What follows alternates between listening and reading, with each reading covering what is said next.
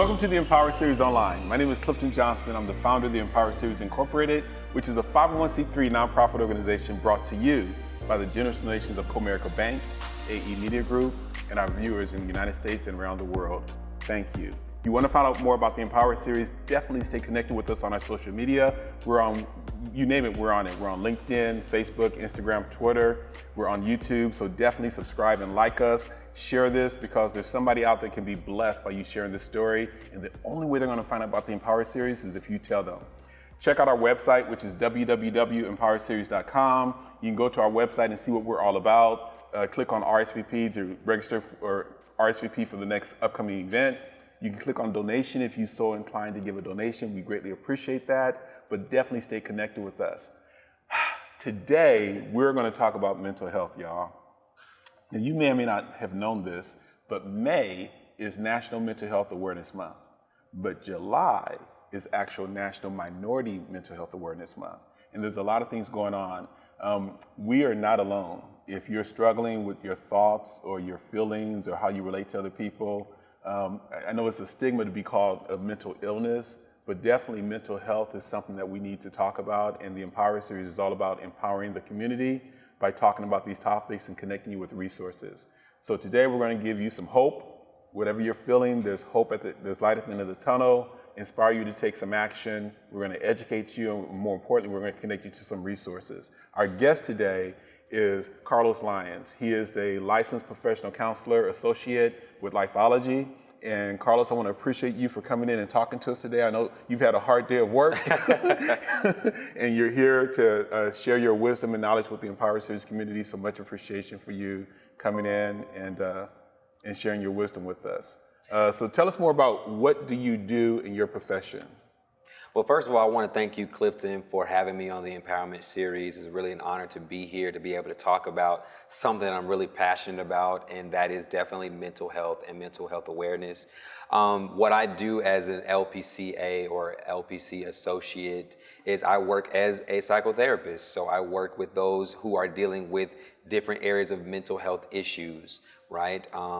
Primarily right now, I work in a partial hospitalization program and intensive outpatient program, basically working with high-risk adolescents, so kids between the age of 12 and 18 years of age who have been at risk of suicide as well as self-harming. They may have some substance abuse and chemical dependency.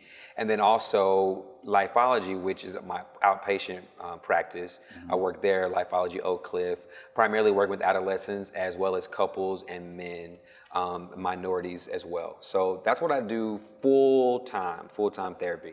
Man, you got a lot on your plate though, right? Yeah. So you help people, I guess you fix brains. That's one way of saying it, right? Yeah, and actually what's funny about that is my email at Lifeology is WeFixBrains. Like it's carlosl@wefixbrains.com. That's crazy, isn't it? Yeah, that's a part of our motto is We Fix Brains. But honestly, it's more so a collaboration between me and the person that I'm working with, right? Because I know that people, you have to be motivated to receive change, right? If you're dealing with a mental health issue, if you're dealing with depression, anxiety, substance abuse, addictions of any kind, you have to want to change. And it's really a collaboration between the therapist and the client, that exchange of how to get the help that they need. I don't do all the work. The client definitely brings a amount of desire to get the work and to get the job done. Well, I'll tell you what, you need to break it down for us. So some of the things I want to talk to you about is, let's define what is mental health, what is mental health illness, and maybe there's a better way of saying that because, there's always, we can always work out better, we can eat better and get more rest. And so if we're not at our best mentally, it's not like we're ill. We can just improve upon that. So we want to talk about what is illness. Also, what is this? Why do we have this National Awareness Month? Yeah. And why do we have one for minorities and then we have one that's for everybody? Yeah, yeah. So break it down for us. Okay, yeah. So I would say that mental health in general is just a focus on health that deals with what's between your two ears, so your brain, right? Your brain is really the seat of a lot of functions, and there's a relationship between the body and the mind, right? There's a mind-body connection that we have going on. We really don't think often about the effect that our mind has on the body and the effect that the body has on the mind. And so it's a reciprocal relationship, but mental health is focusing on how your brain is affecting the quality of your life. So whether it is chemical imbalances, which can lead to types of mental health issues such as depression or anxiety, or whether it's literally something that you dealt with, like a trauma of some sort, whether it is abuse or whether it is some other sort of traumatic circumstance, these are all things that encompass mental health. So the quality of health for your mind. And your mind, some people kind of interchange mind and brain. So brain would be like the physical structure. Some people would say the mind is the metaphysical part of you as well. So that kind of deals with your soulish realm or your spiritual realm, just the non-physical components that make up the energy that is flowing through the brain. So like I can't tangibly touch my thoughts right now, but I know that my thoughts have a huge effect on my physical health and my well-being overall. Mm-hmm. And even the words that I'm speaking right now, like you can't necessarily see them or touch them, but they're having an effect on what you're feeling and what you're thinking right now. So there's an exchange going on with using your auditory and visual stimuli to compute and interpret what I'm saying and what I'm giving you right now as energy. So our mental health is encompassing of all of that. It's a lot of neuroscience and psychology interwoven in there, but then there's also just like the spiritual and emotional aspects that make up our mental health. Yeah. Did I answer that question? You did, but I think it's interesting because everybody's heard of mind, body, and soul. Mm-hmm. So when you look at soul, we go to church, we may meditate, we realize that we're spiritual beings having a physical experience. So we give that attention, and then we got the body part, and everybody wants to look good. So we're working out, right? We're taking care of our body, brushing our teeth and things. We can all do that better. But the mind tends to be neglected to a certain extent because Zig Ziglar used to say, some of us need a checkup from the neck up. Right, exactly. And so we got mind, body, and soul. Soul and body gets a lot of attention. We go to church on a regular basis. We go get our checkup every year. We get our teeth cleaned every 6 months. Right. But do we even get a checkup from the neck up? No, I don't, right? I don't think that is a thing that has been really pushed, especially in minority communities, the importance of what you're talking about. And I often tell people, as you're already referring to, like if I go to the doctor annually for a physical to check my blood pressure and cholesterol and making sure all the bodily functions are happening correctly, why would it be so strange for me to go and check in with a mental health professional to see where my brain is? And I think a lot of times where we're concerned, whether you're a minority or whether you're part of the majority population, we often think you have to go to a therapist or go to a mental health professional because you're crazy or you got something crazy going on, right? And although that may be a part of it, that's not always encompassed of the entire experience of going to a mental health professional. So a check-in, I don't necessarily have to go to the doctor when something is wrong. I just want to make sure that everything is still up to speed. And so when there's different ways you can kind of categorize it with therapy. There's the psycho or talk therapy. There's also like going to see a psychiatrist for like medication management. And then there's just kind of the in-between of psychology, which talks about the science of the brain. They're not necessarily prescribing medicine, but they work kind of alongside talk therapists. So I would consider myself a straight up therapist unless I were to go back to school and do like a PsyD or something like that. Okay, so let's get it right. So you got talk therapist. Talk therapy, which is a person that you go and see and you literally talk to them about whatever it is that you need to talk to them about. Like you lay on the couch, right? You lay on like the traditional, what we think about, like you lay on the couch and they're listening and asking you questions like, how do you feel? And what was your thought about this and that kind of thing. Okay. The psychiatrist, sometimes people think of that as like the place where you go when you're doing therapy. Well, many times when you're going to psychiatrists, it's really about the medication piece, which in conjunction with therapy usually makes the best treatment success and makes treatment more effective. When you have a combination of going to talk to someone, and if you need the medication, if you need the psychiatry help, usually that is when it's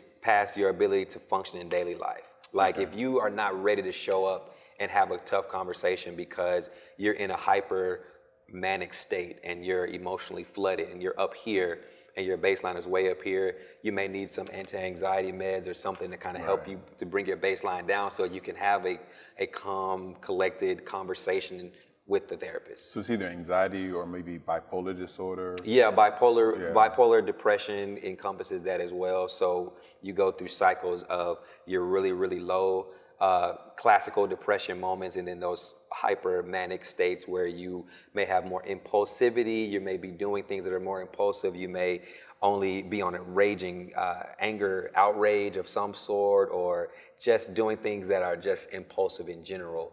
That can encompass like both ends of the mood spectrum for bipolarism. And then there's like classical depression where there's a lack of energy, a lack of motivation, a lack of appetite, just kind of in a low apathetic state.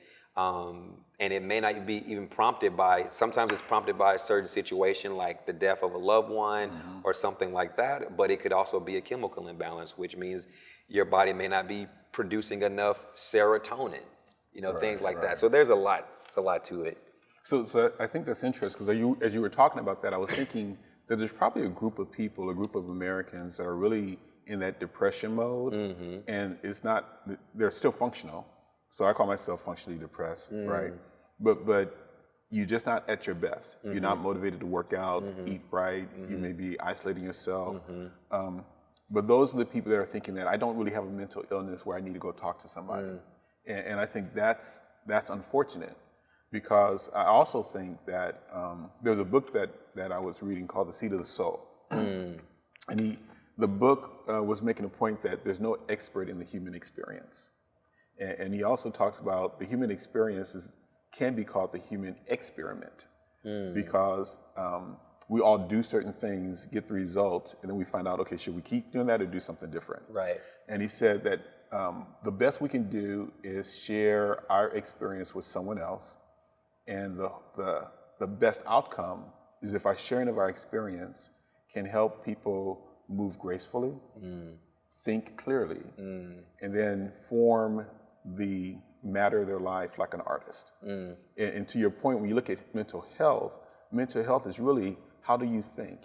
How do you feel? How are you interacting with other people? And are you doing that at the best? And we can all think of times where we weren't really at our best. Absolutely. And that's where we could have used like a talk therapist. Absolutely. Or something like that, or checking in every year. So do you have clients that kind of check in? They don't come to you with an issue, but they just say, hey man, I need to talk like on an annual basis. You got something like that? Absolutely. I've had people that sign up, or when I say sign up, I mean like actually pay to come see me, but they want to come in for services, and they don't really know why they're coming in. They just feel like they need to come in and just have a checkup. I have clients like that. But then in the course of going through the process of getting to know them and going through intake, we discovered some things that may have brought them in. They just weren't really ready to share that, or they may have been kind of unconscious of something they need to share. And so in that process, you have those that come in for just, I want to come in and see somebody. And then you have those that really like, I'm dealing with this, I need to talk about this. These are things that are bothering me. How do I work with that?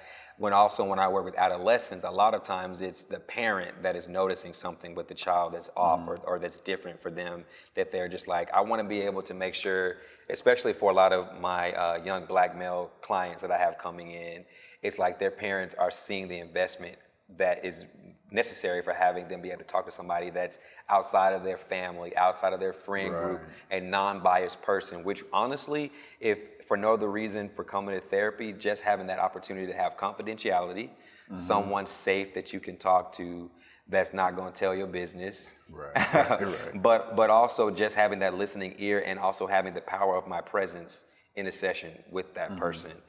That can be wonderful. There are a lot of things that I can do as a therapeutic intervention to help a client, but if it's just me being able to sit there and listen and giving them the power of my presence and empathy building and rapport building and listening to them, a lot of times clients are able to kind of come to some of their own conclusions. Right. Yeah. So I like that. So as we get more clarity on what mental health is, then we get into that realm of, and I don't know if you have a better word for this, but mental illness, or not being at your best, not functioning at all your, at tens. Absolutely. So when you look at that, you have people like, I'll just tell you myself, right? In 2018, a friend that I went to college with committed suicide. And that was at the same time that my uncle was going into hospice. And so he passed away in 2019. and then my brother died of COVID in 2020. Wow. And then just back in April, my aunt died. And so it didn't happen just in 2018. I probably look back where my first college buddy died at 53 in 2013. It's just my PEP has not been what it used to be. And my family sees that. Like my son and my daughter would check on me every day, like, have you gone to a counselor yet, Dad? And I go like, oh, so that's what it's like to be parented? So I say that to say that we can probably all use a check-in. Absolutely. But how do we get to, us really, is there some way we can self-assess ourselves to see if we need to go in and see someone? Help define that mental illness or how we can gauge that. So I would say I guess you could say that and also mental health issue is probably the more politically correct because some people feel like illness, it just sounds so debilitating in some way. So and there's a stigma to it. There's a stigma to that, right, exactly. So mental health issues specifically, really when you come in for the therapist, if they want to assess for something, they can refer you to a psychiatrist or to a psychologist. A lot of times the assessments are done through a psychologist. And then some of the stuff related to medicine and all of that would be related to the psychiatrist. Does that make sense what I'm saying? So you define what a talk therapist is, a psychiatrist, which does medicine. Pretty much the medicine. And then the psychologist, they're kind of, it's in both worlds, but they're not necessarily prescribing all the meds like a psychiatrist would, but they're able to do some of those. Like if you're trying to test for autism, or if you want to assess for different types of mood disorders or things like that. That's a part of that. Now I have training in some of that through like my schooling. It's more of like a introduction to pretty much all of the DSM-5, which is a diagnostic and statistical manual for mental disorders. But I don't have the kind of license or credential that allows me to do a lot of assessments and also prescribe medicine. So a lot of times when we want to go see a therapist, we think about counselors, like a talk therapist, as opposed to a psychiatrist, a psychologist. Yeah, a psychiatrist or a psychologist. A psychologist, right? But it sounds like a psychologist does the more, therapeutic or...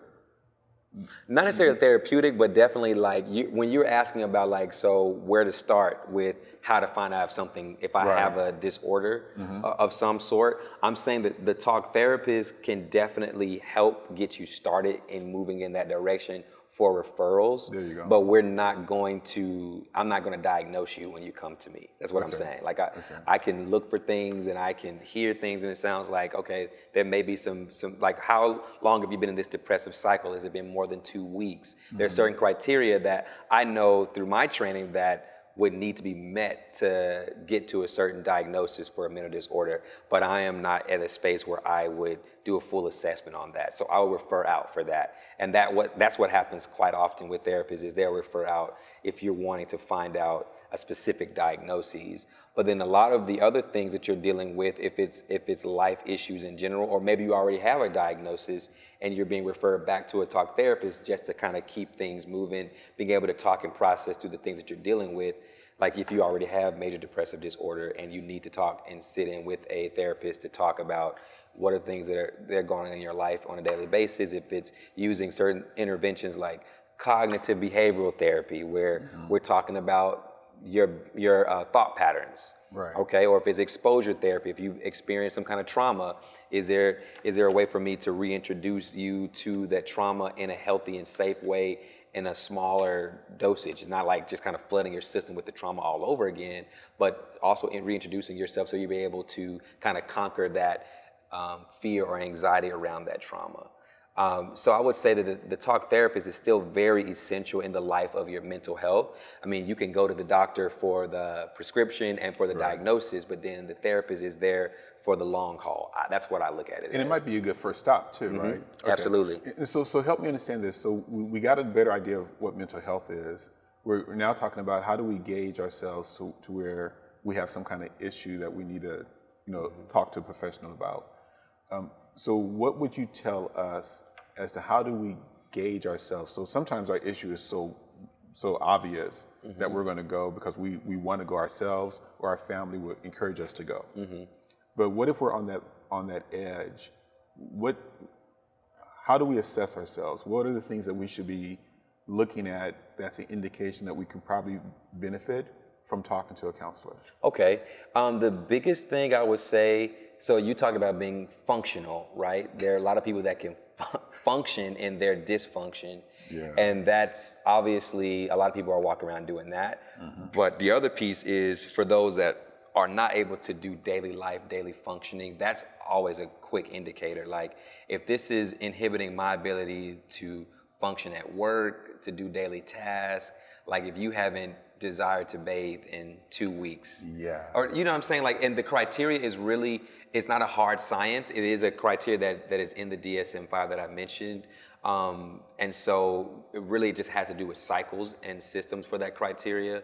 And it's really based on symptoms, like a certain set of symptoms. But I wouldn't encourage people to just sit on Mayo Clinic and the internet and just self-diagnose themselves with You're stuff. not encouraging that, right? I'm not encouraging that. But what I am saying is that a lot of times, one of the easiest way to indicate is like, how is my daily functioning? How would you rate your level of stress? I always do a check-in, like, where do you feel like you are mentally, physically, and emotionally? And I usually define the 3 different ways. So mentally, just the state of your brain and your mind at this time. If there's mental fog, if there's lack of focus and concentration there, or attention. Then emotionally, just what is the feeling that you have, kind of the prevailing feeling that you're walking around with right now? Do you feel euthymic? Are you happy? Are you melancholy? Are you depressed? Do you feel like angry or some kind of anxious feeling? Right. And then physically, just where is your physical body right now? Like, are there any aches and pains? Where are you feeling tension in your body?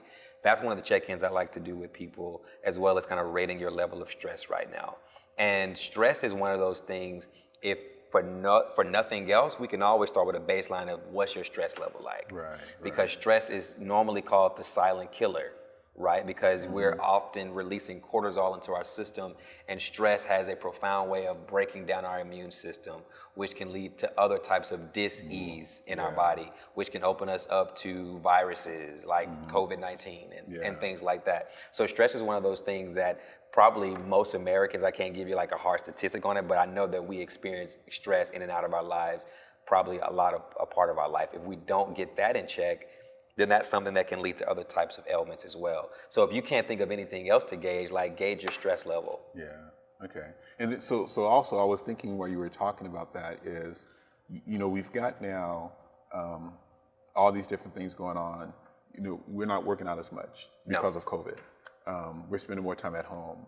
Isolated, quarantining. Yeah. It's really interesting because sometimes you find that you wake up, you go to work, and at the end of the day, you think, man, did I brush my teeth? Right. What day is it? I remember the first couple of months of COVID, maybe longer than that, but definitely like being indoors, like you lost track of time. Right. In the same way that you did when you were out and about and moving around. So yeah. So what do you think about disorder? Is that a sign, right? Because some people I'm just Chaos. messy. But if you find that there's a level of disorder and that is comfortable for you, is that a sign or indication that maybe there's some foggy thinking or? Absolutely, that definitely can be a space as well. And then of course, when we use these terms, there is different interpretations of what that may mean. So disorder meaning things are out of order in some way of my life. And sometimes coming to therapy isn't even about you having some major, mental illness or mental health issue. It could be like, I just feel like my life is out of order. It's full of chaos right now, and I'm trying to bring some balance. Because one of the things that I emphasize, and in my practice as a therapist, I consider myself like a holistic approach or advocate for holistic health advocacy. So when I mention like the mind, the body connection, like I'm all about the whole package, not just what's above the neck, but how the body is affecting the mind as well, and vice versa.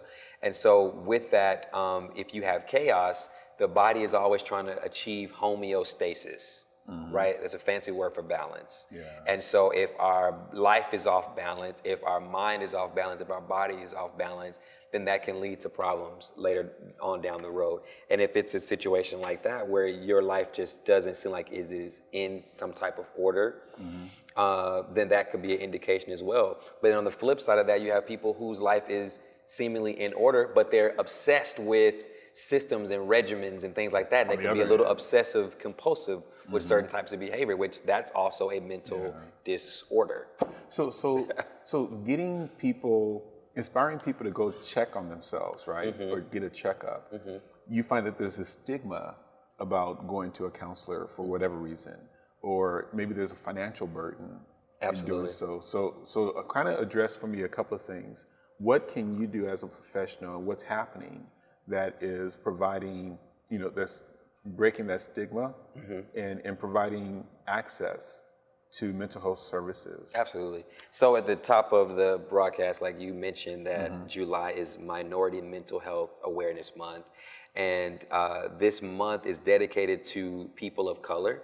So I would say it's inclusive of, especially here in the States, Black, African American, just that whole diaspora, African diaspora population, as well as indigenous people groups, so Native American, and also you have people of color, which could indicate, if you're Asian American, if you are Latin American, anything that's outside of Eurasian, European descent could be a part of that minority group. And so for my practice at Lifeology Oak Cliff, in celebration or in commemoration of this awareness of minority mental health, because we know there are a lot of health disparities in general for minority populations, including mental health services and those disparities there. We have community engagement that we like to do. And this month coming up, literally in like a week and a half, July 17th, Saturday, 11 a.m., we are doing what we call Side by Side, the Global Village Conversation. And this event is really talking about intersectionality between ethnicity or race in minority populations, as well as the intersection between their ethnicity, their mental health, and spirituality, and how all those things kind of work together. So there are a lot of things that are at play for people in why there's a stigma around mental health. It's one thing, it could be the socioeconomic piece. So there's just they're not able to afford it in what they call lower SES communities. Then there's also accessibility. There's just not access to it in their community. A lot of those services may be on other ends of the city. And then also they're finding culturally competent therapists who can relate to a minority population. So there may be an issue there, as well as your religion. Sometimes the stigma can be there because of your religious beliefs. Your spiritual beliefs say, I can say safely as a Black person growing up in the church, one of the things you hear growing up is like, you need to just pray about it, give it to God, turn it over to Him, He'll work it out. Which all of those idioms, they may have truth and validity to them, but there's also the aspect of that we also need to consider other things that can be affecting our mental health, not just spirituality. It has a huge, profound impact on our mental health, but like I said, there could be chemical imbalances. There are other environmental issues that can be leading to mental health issues as well. So I would say those can be some of the reasons why there is a stigma, or also the barriers for why minorities may not already be engaged with mental health resources. And so for this event that we're doing next week, it's literally an opportunity for us to have a conversation around that stigma, talk about the intersection of race, spirituality, and mental health for minority populations. And then also with that community engagement, I want to be able to share with the public, like, hey, these are things that you can be looking for as far as resources, people that you can go to. The panelist is made up of both mental health professionals as well as those that work in education and theology and other walks of life or business. And so we're not all going to be therapists on the panel. I'm going to be interviewing them and talking to them about their unique experience as a minority, whether they're Black, Latino, or Asian, South Asian. Want to be talking to them about their experience and what makes their experience unique. And it also helps educate mental health professionals who may not be so culturally competent and say, hey, these are things that you may want to be looking for and how to better educate yourself on multicultural counseling. So the goal of it is both community-based and then as well as educational for those who are in the mental health profession. Okay. So how do they get information? So how do they find out more about this? Yeah, so I'll make sure that we have a link provided on this broadcast that basically sends people to that registration page. Is a free webinar. It is going to start at 11 a.m. and it's going to be Central Standard Time. So it is going to be it's a virtual event. Basically, the panelists will be live. We'll be sitting there live, and we'll be kind of simulcasting it and streaming it out for people to watch it on Saturday, July 17th at 11 a.m. And it's a free event. So the website, is it on the Lifeology Oak Cliff website as well? It's a new site that they kind of put together for the registration. But I believe there could be a link to a link to it from the Lifeology Oak Cliff homepage. And do you know what that website is? Yes, sir. It is on our website. And if you want to go to our Lifeology's website is wefixbrains.com/Oak Cliff. And then when you get to the homepage, there's going to be a tab at the top that says events. When you click on events, it's going to pop up side by side, and you click there to register for the event. Okay, cool. So like you said, there will be a link in the description, but you can always go to wefixbrains.com / and Oak Cliff and go to the events page and they can find it there. Absolutely. Okay, good. So it's going to be a great discussion. How long is it going to be, from 11 to when? I want to say it's going to be 11 to 1 o'clock. So it may be a little shorter than that. We're just going to see how the conversation goes, but it shouldn't be more than 2 hours. And then back to the fact that this is Minority Mental Health Awareness Month. There's a lot of resources that are available for specifically people of color. And so also there's going to be a link in the description to different types of resources for like Asian Americans, for Native Americans, for African Americans, for blacks, for black male, and then black women as well. So there's all these links. Is there anything that you feel like the community needs to know about this issue to really encourage them to take the 2 hours out of their life to check it out? Yeah, I think that those disparities that we mentioned about mental health in the minority population is a humongous issue, and I think we saw it magnified when the George Floyd police shooting happened last summer. We really saw an uptick. I really saw an uptick as a therapist, kind of coming fresh out of school, getting freshly licensed, going into the outpatient setting at Lifeology. I saw an uptick as far as the interest and engagement for Black Americans specifically to want to even look at mental health resources, because we are continuing to deal with secondary post-traumatic stress disorder. From seeing police brutality, from seeing racism, from seeing all of the redlining and all the historic issues that we've seen, discriminatory voting practices, and all of this as minority populations. We've seen this in our recent history here in the United States. And so that's one aspect of it, why it's important for you to want to engage in your mental health more acutely than maybe in the past. And it's why it's more important to deal with it now, because we're going through a lot nationally and internationally in our minority populations. And that's an opportunity. This is an opportunity for you to engage with that, but also learn some helpful tips, get some more information about how you can get the help that you need for your mental health. Yeah. So what's interesting too, man, I appreciate you sharing that, because I was talking to a colleague of mine at work today, and he was talking about his experience in this mental health journey. He was taking his wife to see a professional to work through some issues that she had, and he said he used to look at this as, he's helping her, and it's like there are people going through mental issues and there are people who are not going through them, and so it was more like a them and us, or it's like them and me, or whatever it is, right? But then he said, as he went through that process and he started going to these workshops, he realized that he was dealing with some stuff too. Absolutely. And it's not them and us. It's we. It's we. Right? Because we are all going through this. So whether you are part of a group that is being, oppressed, whether you're a woman, gay, lesbian, or transgender, whatever that is, it's not just the group that's being impacted by this. It's us in the community that's experiencing this, that's seeing this. And a lot of it came out because of George Floyd, and it's not just us that's impacted, but it's the people who've experienced this. Absolutely. And so that's one thing. So it's never just them. And us. It's always we. We're in this together, man. Yeah, absolutely. And I think what also highlights that again too, recently in the spring when we saw also uptick of hate crimes against those in the Asian American Pacific Islander population, and we saw a lot of mobilization amongst that group, as well as mental health professionals trying to talk about and engage with that more.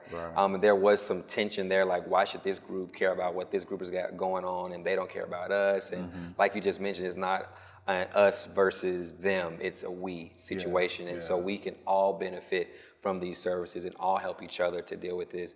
But it's not even just on the part of the oppressed to be engaged with these issues. It's on the part of those who may be complicit in the oppression in some way, like they're okay with it happening, or they're unconscious of it, and their silence is kind of speaking louder than anything else they're doing at this time.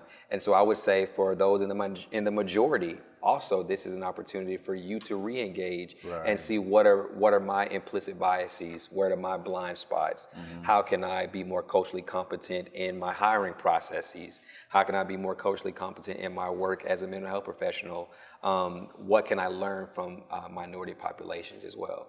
And so I think every voice is important, right? And so the other thing I think is interesting is I found out about this organization just in preparing for this program, the National Alliance of Mental Illness, right? That organization, and their motto is, "You're not alone." And I think that's just so appropriate. You know, a lot of times I talk about the Empower series, and we deal with financial literacy and debt and other financial missteps. And what I like to do is bring on people to talk about their adversities. How do they overcome their adversities? What do they have to do to achieve their goal? Because you never just arrived. You go through a process, and people see where you are, but they don't see your process. And I think that connects us all. So whether it's about mental illness or mental issues, whether it's about financial woes, you know, everybody who's wealthy didn't start out wealthy. Right? Absolutely. And it didn't come easy. Everybody has a journey. So the other question I have for you is this. Now, you're in the profession where you really are helping people, and you're seeing a lot of traumatic stories. How do you take care of yourself? Okay, yeah, that's a good question. And I also wanted to bring out with that as well, that as a therapist, I think sometimes, well, as a person that's getting therapy, not as a therapist, sometimes people may look at the therapist as superhuman, or like we don't have issues, and so I really try to relate to my clients in that way. Like, I'm human just like you do. I've experienced things just like you have. And I use that point of bringing that out as, like people used to say, testimony. I use my story, my testimony to relate to you and just show that, hey, I'm human, I've experienced this as well. And I'm also sharing this not just as a mental health profession, but as a human being who's experienced things. So when I talk to someone about the importance of sleep hygiene, I know what it's like to be up all night. Like, I know what that's like to be up all night for several weeks, and not knowing like how to get rest, going to try to see a neurologist about like, why am I not sleeping well, and thinking about getting on antidepressant meds, like that kind of thing. So I can relate to you, and if you're having sleep disturbances, or if you've been depressed before, I know what that feels like. If you've been anxious, I have been anxious before. It's not just I'm rattling off a bunch of stuff that I've learned in school. It's also my life experience as well. So it's not just theory, exactly. So self-care for me looks like, as I mentioned, being holistic. I want to start with sleep. That's one thing. As far as stress, being able to get quality rest. And it's not even just about going to bed. It's also giving your body time to rest. So when it comes to sleep hygiene, right? When are you eating? When am I eating? Do I eat late at night? What kind of foods am I eating? Is it a bunch of sugary, refined carbs, a lot of soda, alcohol, all these kinds of things, which my body is still working while I'm trying to go to sleep to process all that. So my body is not resting. Even though I may be sleeping knocked out for 8 hours, my body hasn't had a break. And so taking times to do intermittent fasting, right? Not always eating, give my body time to kind of detox. So that's important to me. I try to eat a healthy, balanced diet, and I consider myself more of a plant-focused individual. So eating a lot of colorful foods. And there's a lot of research that's coming out from several different psychiatrists that talk about the importance of the phytonutrients and the fiber and the colorful, diverse plant foods that can influence the quality of the brain. And as I talked about earlier, that brain that mind-body connection that we have. That's a humongous space for mental health now. And I think that's one of the spaces that I want to continue to advocate for beyond medication is your daily living as well as your eating habits. So sleeping, journaling is another thing. Yeah. I'm a huge fan of journaling, being the fact that when you have a lot of things on your mind, you can be able to put that out on paper, process it with yourself. But even before you go to a therapist, like just being able to think through your day and just having a daily log of your thoughts and things that are coming up. But it also gives you an opportunity to reframe your thoughts. Like if you're having a negative thought pattern, journaling is an opportunity for you to acknowledge that, reframe it, and think of other ways around that negative thought process. So I advocate for journaling. I advocate for exercise as well. I'm huge into that. Although I don't get to the gym every day, or I don't get to go to the trail and run, exercise has an amazing effect on the brain. It gives you all these feel-good endorphins when you've had a good exercise. Also, it helps with your sleep cycles. So if you've had an opportunity to exercise early in the morning, by the time you go to bed, you should be sleeping if you had a good 30 minutes to an hour workout in the morning. So exercise, eating properly, drinking lots of water. Hydrating is something that I'm huge on. So water. I try to stay away from a lot of sugary drinks like sodas and what we call fruit juices, unless it's freshly squeezed juice. That like you literally got it from the pineapple and squeezed it or put it through the juicer yourself. Right? I try to do that more often. But then also laughter, spending quality time with friends, spending time with people that you enjoy. All of these are part of quality self-care. It doesn't always have to be going to the therapist or a doctor.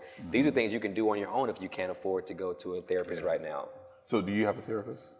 Right now, I'm looking for a therapist. And I'm at the point now where it's like, I see the fact that I've been so busy helping and being a part of this profession and getting started. Like, I'm just like right out the gate, 2020, when I started, now into 2021. So I'm a year into it. And now I see the need of like, no, I think I need to kind of start getting that monthly checkup as well. Okay. Yeah. Well, man, this has been great, man. We've talked about a lot. We've talked about, what is mental health, right? Just to get a clear definition of it. And again, we're going to have a lot of detail, a lot of resources in the description section. So you should definitely download the documents that are going to be there, because it's going to be much more information, go into much more detail than what we have the time to talk about now.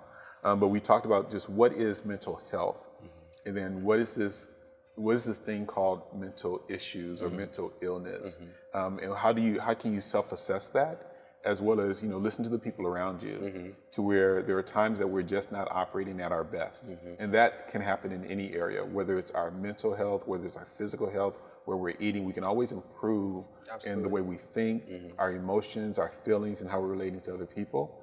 And then your program, again, is coming up Saturday, July 17th at 11 o'clock Central Time? Central Standard Time, yes, sir. Okay, and they can access it. They can access it by going to www.wefixbrains.com/Oak Cliff. Click on the events tab, and it's called Side by Side. Or just go ahead and click on in the description and go ahead and register. So that's going to be out there for people to go to. Absolutely. And then also the importance of self-care. Now, what's really cool is I have a 21-year-old son and I have a 34-year-old daughter, and both of them I've learned from. But as I get older, I kind of realize that I need to apologize to them. Wow. Or I was just doing the best I can. But just now I look at how much I'm learning from them, how important self-care is. Like my daughter is so much like me, very focused and very. Some people call it stubborn, but she is so dedicated to finding care for herself that works for her. And what's amazing for parents, I'll tell you that you just never know what your kids are thinking.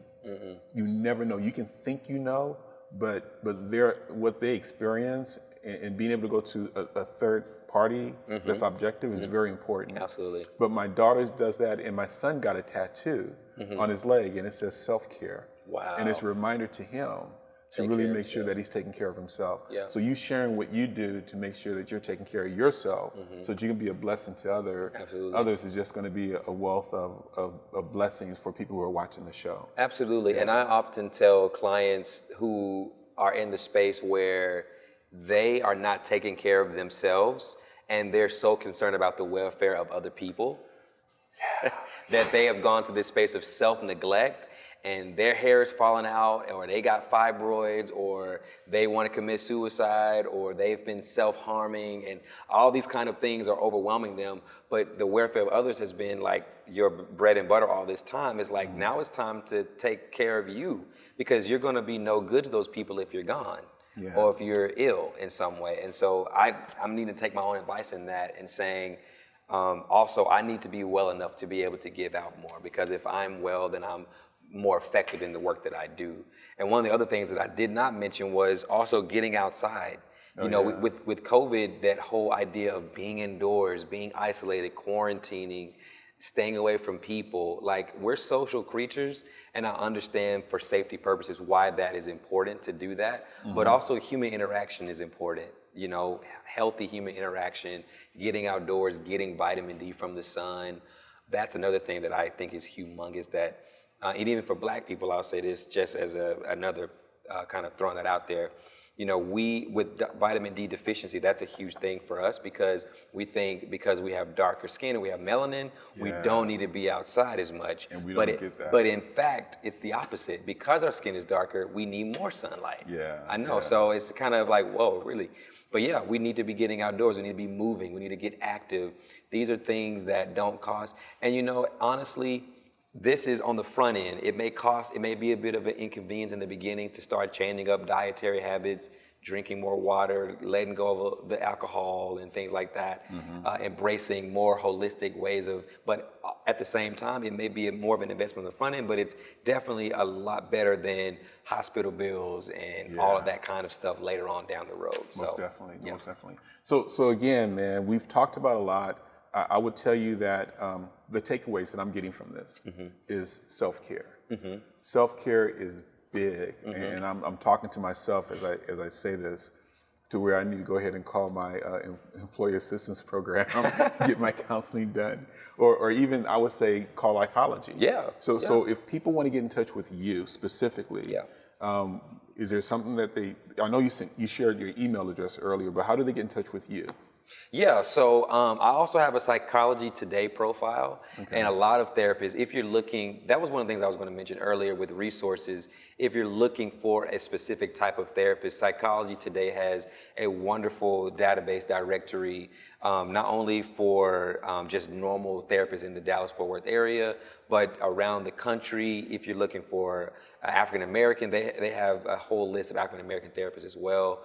And then you can find my information there. My name is Karlos with a K, so Karlos, K Lyons, Lyons. If you find therapists through Psychology Today, you can find my name there and look me up. It'll have my information for contacting me directly, and then scheduling an appointment or consultation for an appointment. Okay, and the link again is down below in the description section, easy access to you. So self-care is one of my takeaways. The other takeaway is the model of the National Alliance of Mental Illness, which is we're not alone. Like, we're all in this together. We're all human beings. And so with that being said, our programs are always about giving hope, giving inspiration for us to act on our ideas, educating. So you've provided a lot of education around mental health. But most importantly, I think, is connection to resources, because that's the stuff that's going to help you take that next step towards whatever goal you have. So there's also a link below of resources, and I would say free or low cost resources that are available for you to go out and kind of get the help that you need without going broke. Right, exactly, absolutely. And Instagram, I know social media is kind of get a bad rap, but there are a lot of great Instagram pages that you can go to find some of these resources that are going to be provided. I follow quite a few mental health, like Black Men Heal is one of them, I believe. I don't want to get into a bunch of names so I'll mess them up, but definitely Instagram can be a place where you can find mental health resources as well. Yeah, and again, all of the links are down below. So definitely download. This is a program that you can listen to, but definitely go to our YouTube channel if you're just listening to this and get the information, because that's the big thing. Absolutely. And look, stay connected with us. Please, please, please, and share this with other people. There's somebody in your circle that can be blessed by hearing this program and taking action, being inspired to reach out and let somebody know that they're going through some things. And I was talking about the founder of Lifeology, making a comment about how suicide is like the leading cause of death in all these different categories. And she was saying that a lot of people who didn't commit suicide said that they didn't do it because somebody reached out and said they care, right? But if you look at the stats on that, I also hear that for every person who commits suicide, there's 20 attempts. Wow. So there's people hurting, you know, and so please share this with other people. Be a blessing. Thank you so much for spending your time. Man, you're a blessing. Thank you. You're a blessing. So God bless you, and thank you for what you do. Thank you, sir. So again, thank you for taking your time, investing a portion of your life to spend with the Empower series. Don't keep us a secret. Stay connected with us, and until we meet again, be empowered and inspired to thrive. Thank you for watching our Empower Series YouTube video. I really hope you enjoyed it. Remember to hit the subscribe button below, as well as the little button to be notified the next time we upload our video. Until then, stay connected with us on social media, Facebook, Twitter, Instagram, whatever your social media flavor is. Inspire the world to thrive. See you soon.